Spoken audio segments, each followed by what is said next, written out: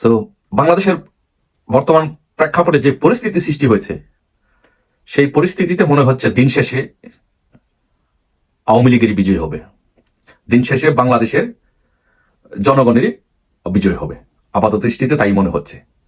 কারণ 5ই আগস্টের পর থেকে সারা বাংলাদেশে যে অরাজক পরিস্থিতি সৃষ্টি হয়েছে, আইন শৃঙ্খলা থেকে নিয়ে নিত্য প্রয়োজনীয় দ্রব্য সামগ্রী সহ যে একটা পরিস্থিতি সৃষ্টি হয়েছে, সেই পরিস্থিতিতে মানুষ আসলে বেসিক্যালি রিয়ালাইজেশন শুরু করেছে যে আগের সরকার বা শেখ হাসিনার সরকারই ভালো ছিল। এটা প্রত্যেকটি মানুষের আজকে মনে মনে। তারপরে 5ই আগস্টের পরে যে পরিমাণ সারা বাংলাদেশে হত্যা, ধর্ষণ, লুট, অগ্নিসংযোগ, মানুষের ব্যবসা বাণিজ্যে হামলা, সংখ্যালঘুদের উপরে নির্যাতন সহ যেই ঘটনাগুলো সৃষ্টি হয়েছে, সেইগুলোর কারণে বাংলাদেশের মানুষ ক্ষুব্ধ, সংক্ষুব্ধ। পাশাপাশি এই হিন্দুদের উপরে এই যে নির্যাতন শুরু হচ্ছে, সেটি বহির্বিশ্ব কখনোই সংখ্যালঘুদের উপরে নির্যাতন বা কোনো ধর্মীয় সংখ্যালঘুর উপরে, সেটা যে ধর্মীয় হোক, তাদের উপরে নির্যাতন, সেটা মানবাধিকারের পরিপন্থী। সেটা বিশ্বের নেতৃবৃন্দ, বিশ্বের উন্নত পশ্চিমা বিশ্বগুলো কখনোই ভালো করে নেয় না। বিশেষ করে মার্কিন যুক্তরাজ্য তো নেওয়ার প্রশ্নই আসেনি। সেই জন্যই কিন্তু ডোনাল্ড ট্রাম্প কিন্তু নির্বাচনের আগে তার টুইট করে বলেছেন যে বাংলাদেশে যে সংখ্যালঘু নির্যাতন হচ্ছে, এই ব্যাপারে ডোনাল্ড ট্রাম্প ভেরি কনসার্ন। তারপরে এই চলতি সপ্তাহে যুক্তরাজ্যের পার্লামেন্টে, হাউস অব কমন্সে এমপি মিস্টার বব ব্ল্যাকম্যান, সে এবং আরেকজন এমপি, লেবার পার্টির আরেকজন এমপি গ্যারি বার্ডেনার, এই দুইজন এমপি যেই হিন্দুদের উপরে বাংলাদেশে যে নির্যাতন হচ্ছে, সেই নির্যাতনের ব্যাপারে তারা দুজনই কনসার্ন প্রকাশ করেছে। তার মানে হচ্ছে যে সারা বাংলাদেশে যেই একটা পরিস্থিতি সৃষ্টি হয়েছে, একটি সাম্প্রদায়িক দাঙ্গার মতো একটি পরিস্থিতি সৃষ্টি হয়েছে, সেই পরিস্থিতিটি আসলে বিশ্ব রাজনীতির নেতৃবৃন্দ সেটি ভালোভাবে নিচ্ছে না।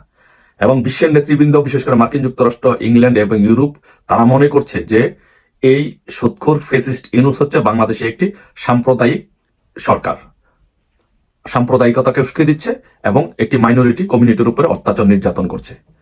যার জন্য এই বিশ্বের নেতৃবৃন্দ তাদের যে সমর্থন ছিল, সেই সমর্থনটি তাদের উপর থেকে উঠিয়ে নিয়েছে।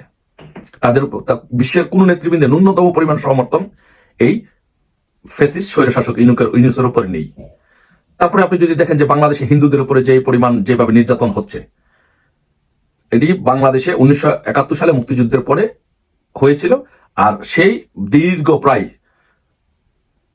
50 বছর পরে আজকে বাংলাদেশে আবার এই ঘটনাটি ঘটছে। তাহলে আপনি ধরে নিতে হবে যে বাংলাদেশে সাম্প্রদায়িক সম্প্রীতি নষ্ট এবং বাংলাদেশের মানুষের শান্তি শৃঙ্খলা নষ্টের জন্য দেশের মানুষ এবং বহির্বিশ্বের মানুষ কেউই এই ইউনূসকে ভালোভাবে নিচ্ছে না এবং ইউনূসের পক্ষে কেউ দাঁড়াচ্ছে না। ইউনূসের পাশে এখন শুধু আছে বাংলাদেশের যে জামাত এবং শিবির এবং বিএনপি, তারা তার পাশে আছে। তাদের ব্যতীত কতিপয় মানুষ, বিএনপিও তাদের ইউনূসের পাশে পুরোপুরি নেই, কারণ প্রত্যেকটা রাজনৈতিক দলই চায় যে নির্বাচনের পরে ক্ষমতায় যেতে। কিন্তু আমরা যদি দেখি যে এই ইউনূস কিন্তু এই পর্যন্ত প্রায় 100 দিনের উপরে হলো ক্ষমতা গ্রহণ করেছে, কিন্তু সে কিন্তু কোনো নির্বাচনী রোডম্যাপ ঘোষণা করেনি। যার ফলে বিএনপিও তার উপর থেকে সমর্থন প্রায় উঠিয়ে নিয়েছে বললেই চলে। কিন্তু বিএনপি টেকনিক্যাল কারণে, আমি বলবো যে একটা মাজামাঙ্গা অবস্থার কারণে তারা এই ইউনূসকে সমর্থন দিয়ে যাচ্ছে। কারণ তাদের কোনো রাজনৈতিক আদর্শিক কোনো রাজনীতি তাদের নেই। যার জন্য তারা যে কোনোভাবে হোক এই ইউনূসকে সমর্থন করে তারা ক্ষমতায় থাকতে চাচ্ছে বা ক্ষমতা যেতে চাচ্ছে। কিন্তু আলটিমেটলি দিন শেষে ইউনূস তাদেরকে ক্ষমতা দিবে না। কারণ ইউনূসের যে রাজনৈতিক উচ্চবিলাস, রাজনৈতিক দল গঠন করা এবং রাজনৈতিক দল গঠন করে ক্ষমতায় থাকা, সেটি সে যেভাবে হোক বাস্তবায়ন করতে চাবে। তো তাই আপনি যদি দেখেন যে এই পরিস্থিতির কারণে সবকিছু মিলিয়ে ইউনূসের উপরে বাংলাদেশের জনগণের কোনো সমর্থন নেই।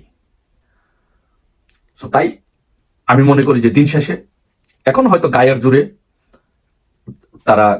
কিছুদিন ক্ষমতায় থাকতে পারবে, গায়ের জোরে হিন্দুদেরকে অত্যাচার করতে পারবে, আওয়ামী লীগ নেতৃবৃন্দদের অত্যাচার করতে পারবে, নির্যাতন করতে পারবে, মারতে পারবে, ধন সম্পদ লুট করতে পারবে, চাঁদাবাজি করতে পারবে, সবকিছু গায়ের জোরে অল্প কিছুদিন করতে পারবে। বাট ডোনাল্ড ট্রাম্প শপথ নেওয়ার সাথে সাথে পুরা রাজনৈতিক প্রেক্ষাপটটা চেঞ্জ হয়ে যাবে। কারণ মার্কিন যুক্তরাষ্ট্র সবসময় সাউথ এশিয়াকে, দক্ষিণ এশিয়াকে চায় ইন্ডিয়ার চোখে দেখতে চায়। ইন্ডিয়ার সাথে বৈরিতা সৃষ্টি করে, কারণ যেহেতু পার্শ্ববর্তী পাকিস্তান আছে, তো পার্শ্ববর্তী চায়না আছে, এই জন্য ইন্ডিয়ার সাথে মার্কিন যুক্তরাষ্ট্র কখনো কোনো বৈরিতা সৃষ্টি করতে চায় না। তাই সেই জন্য ইন্ডিয়ার সাথে মার্কিন যুক্তরাষ্ট্র কখনো কোনো শত্রুতাপূর্ণ সম্পর্কে কখনো জড়াবে না, কোন কনফ্লিক্টে জড়াবে না। তো চাই এই বিষয়গুলো যদি আমরা দেখি, আর ইন্ডিয়ার বা ভারতের বাংলাদেশের প্রতি যে একটি মনোভাব আসছে এখন, যে ভারতের ইন্টারনাল শান্তির জন্য, সেভেন সিস্টার সহ এই অঙ্গরাজ্যগুলোর শান্তির জন্য, ভারতের নিজেদের ইন্টারনাল শান্তির জন্য এই বাংলাদেশের মৌলবাদ, জামাত এবং ইনুস এই ধরনের সরকার কখনো ভারতের শান্তি শৃঙ্খলার জন্য, ভারতের নিরাপত্তার জন্য সহায়ক নয়। তাই ভারত কখনোই কোনোভাবেই তাদেরকে সমর্থন করবে না। আর ভারত যদি সমর্থন না করে, পার্শ্ববর্তী একটি এত বড় দেশ নেই, এবার যদি সমর্থন না করে, তাহলে কোনোভাবেই কোনো প্রেক্ষাপটেই তাদের ক্ষমতায় থাকার সুযোগ নেই। সেই সুযোগের জন্য, সেই সময়টার জন্য অপেক্ষা করতে হবে, সেটি হচ্ছে যে ডোনাল্ড ট্রাম্প যখন শপথ গ্রহণ করবে, ডোনাল্ড ট্রাম্প শপথ গ্রহণ করার সাথে সাথে বাংলাদেশের উপর একটি ট্রাম্প জ্বর বয়ে যাবে। কারণ আপনারা জানেন যে মার্কিন যুক্তরাষ্ট্রের যে গোয়েন্দা বিভাগের যে প্রধান তুলসী গেবার্ট, সেও কিন্তু ইসকনের একজন সদস্য। সে এই ব্যাপারে আগেই তার কনসার্ন প্রকাশ করেছে, গভীর উদ্বেগ প্রকাশ করেছে। তাই আমরা বলতেই পারি যে ডোনাল্ড ট্রাম্প ক্ষমতা নেওয়ার সাথে সাথে, এর আগেই বাংলাদেশে যে কোনো ধরনের ঘটনা হয়ে যেতে পারে, যে কোনো পরিস্থিতির উদ্ভব হতে পারে, যে কোনো সময় ইউনূসের পতন হতে পারে। বাট এটা নিশ্চিত যে ডোনাল্ড ট্রাম্প শপথ গ্রহণ করার সাথে সাথে উইদিন কয়েকদিনের ভিতরে এই সরকারের নিশ্চিত পতন হবে, তারা পালাতে বাধ্য হবে। বাট এখন বাংলাদেশের জনগণের কাছে প্রশ্ন, আওয়ামী লীগের কাছে প্রশ্ন, আপনারা কি তাদেরকে পালাতে দিবেন কি দিবেন না? আমি মনে করি যে তারা বাংলাদেশে যে পরিমাণ ক্ষতি করেছে, যে পরিমাণ ধ্বংস করেছে, সম্পদের যে পরিমাণ হানি করেছে, বাংলাদেশটাকে যে জায়গায় নিয়ে গিয়েছে, আমি মনে করি যে একজনকেও পালাতে দিবেন না, একজনকে আপনাদের পালাতে দেওয়া উচিত হবে না। বাংলাদেশের যেখানে সবগুলো জায়গাতে আপনারা পাহারা বসাবেন, একজনের যেন পালাতে না পারে। তাদের বিচার বাংলার মাটিতে এমন ভাবে করবেন যেন বাংলাদেশের ইতিহাসে কেউ কোনো নির্বাচিত সরকার নিয়ে যেন আর কেউ ষড়যন্ত্র করার সুযোগ না পায়। সবাই ভালো থাকবেন। ইউনূসের পতন নিশ্চিত।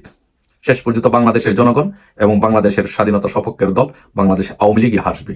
বিজয় সন্নিকটে, বিজয় আসবেই। সবাইকে ধৈর্য ধরতে হবে, কেউ মনক্ষুণ্ণ হলে হবে না, মনোবল হারালে হবে না। এরকম সবসময় বাংলাদেশে এরকম পরিস্থিতির উদ্ভব হয়েছে। বাংলাদেশকে নিয়ে ষড়যন্ত্র হয়েছে, আওয়ামী লীগকে নিয়ে ষড়যন্ত্র হয়েছে, বঙ্গবন্ধু পরিবারকে নিয়ে ষড়যন্ত্র হয়েছে। এগুলো বানের মতো বেশি যাবে। ইনশাল্লাহ আমাদের বিজয় সুনিশ্চিত। সবাই ভালো থাকবেন। জয় বাংলা, জয় বঙ্গবন্ধু। আসসালামু আলাইকুম।